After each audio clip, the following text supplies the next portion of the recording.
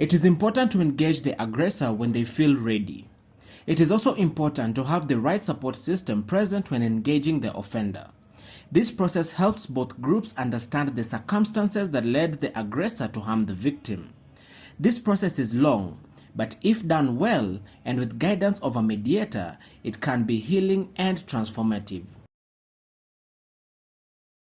Providing justice requires the establishment of justice institutions, whether traditional ones or formal criminal justice systems. This helps create order and processes of maintaining peace and holding aggressors accountable for their actions. Victims and aggressors need to recognize their feelings that led them to their current situations. Feelings of being stuck and afraid on the victim's side and acting out on the aggressor's side need to be addressed. Reparations are the process of making amends for the harm caused by aggressors. They can be made in the form of labor, money, and material possessions to the victims or their family. Providing reparations means dignifying the victims by measures that will alleviate their suffering, compensate their social, moral, and material losses, and restore their rights. Reparations are usually in 4 categories. Number 1, individual reparations.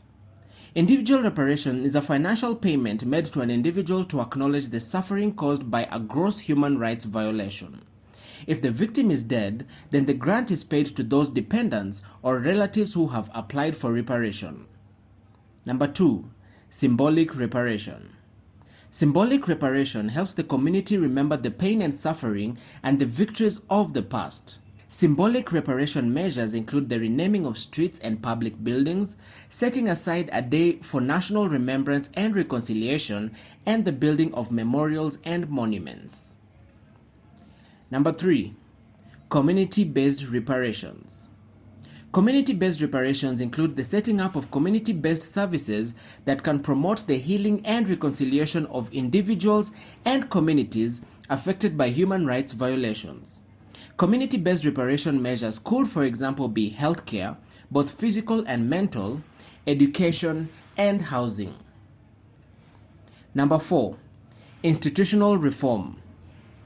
Truth-seeking bodies are usually mandated to propose institutional, legislative, and administrative measures to prevent human rights violations from happening again. These proposals may include measures that promote good governance, accountability, and the prevention of human rights violations.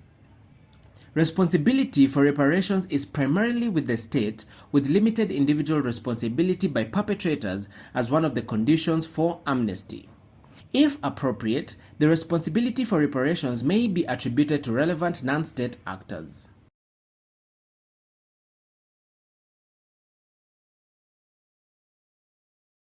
Creative problem solving is a proven method for approaching a problem or a challenge in an imaginative and innovative way. It's a process helping individuals redefine the problems and opportunities they face, come up with new, innovative responses and solutions, and then take action.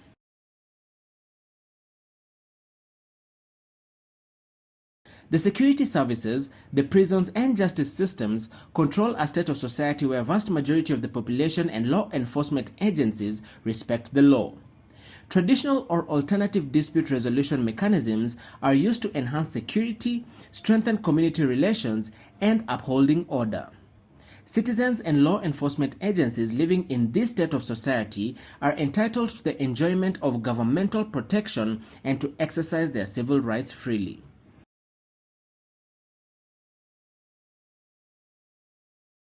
This means accepting and taking responsibility of one's actions.